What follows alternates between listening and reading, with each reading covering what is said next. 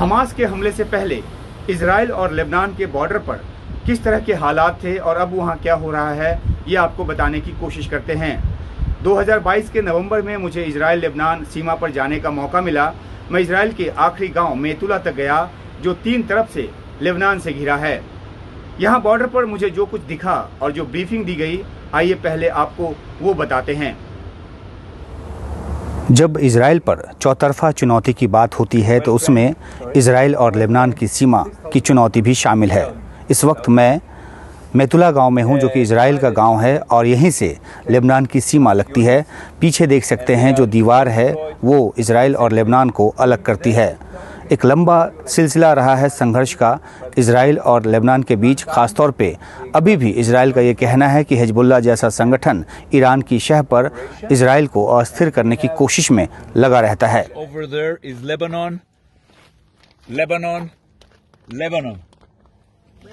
Metula is surrounded almost 27, I will show them, don't worry, 270 degrees with Lebanon border. If you want to see exactly the border, you see the wall over here in front of us, just between the green and the brown. Okay, this is the border, exactly the border. It continues there when the wall is finished with a fence. It goes all like this and goes just very, very near the village, the Metula village. All the hill and the roads where we are looking in front of us, you see something like motorcycles, something like that. This is Lebanon.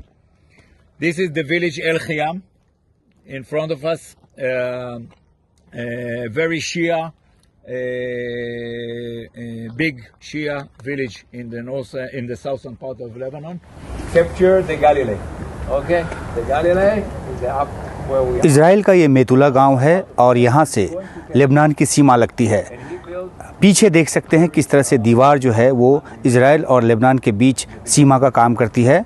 Lebanon और Israel के बीच संघर्ष का एक लंबा इतिहास रहा है। हालांकि 2006 के बाद जो आक्रमण है उनकी तरफ से या इजराइल की तरफ से जो प्रति आक्रमण है उसमें कमी आई है, लेकिन अभी भी हिजबुल्लाह जैसा गुट जो है वो लेबनान से इजराइल पर हमले की ताक में रहता है। और जिस तरीके से हमें बताया गया वो ये कि तकरीबन 2 लाख के आसपास रॉकेट जो हैं वो लेबनान के सीमावर्ती इलाकों में अलग अलग घरों में रखे हुए हैं और इससे इजराइल अपने आप को काफ़ी ख़तरे में महसूस करता है।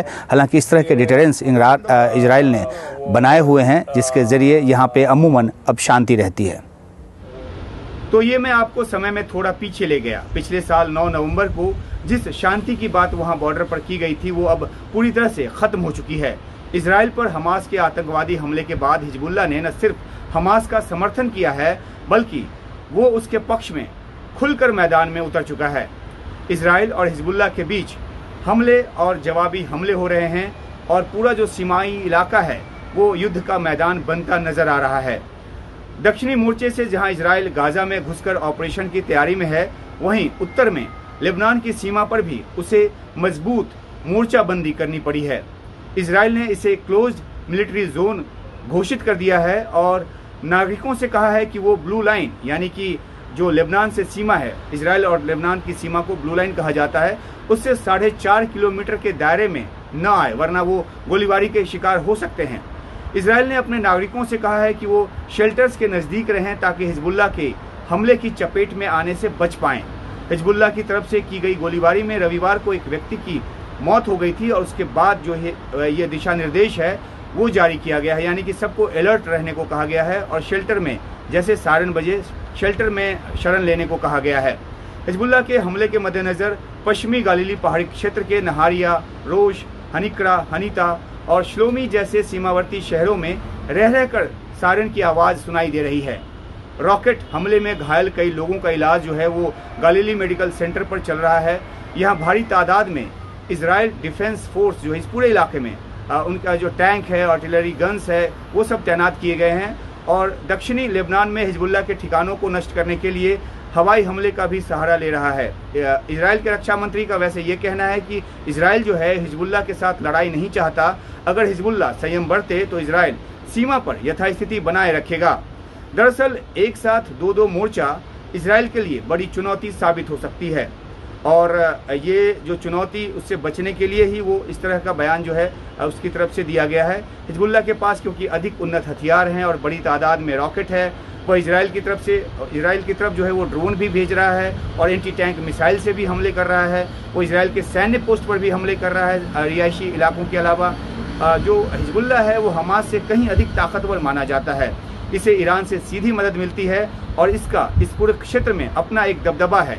ये सीरिया और इराक और यमन समेत मध्य पूर्व की कई लड़ाइयों में भागीदार रहा है और इसने सीरिया के विद्रोहियों के खिलाफ राष्ट्रपति बशर अल असद का साथ दिया और ISIS और अलकायदा से जुड़े नुसरा फ्रंट के खिलाफ भी इसने लड़ाई लड़ी है। इजराइल पर हमास के 7 अक्टूबर के आतंकी हमले के बाद हमास ने हिजबुल्लाह ने तुरंत हमास का साथ देने का ऐलान कर दिया था और उसने कहा है कि इजराइल के साथ लगने वाली सीमा पर जो कुछ हो रहा है वो सीधा गाजा में होने वाली इजराइल की कार्रवाई पर निर्भर है।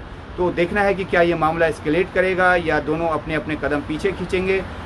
तो इस बात पर नज़र बनी रहेगी। फिलहाल लेबनान और जो इजराइल बॉर्डर की हालत जो है वो इस तरह की बनी हुई है।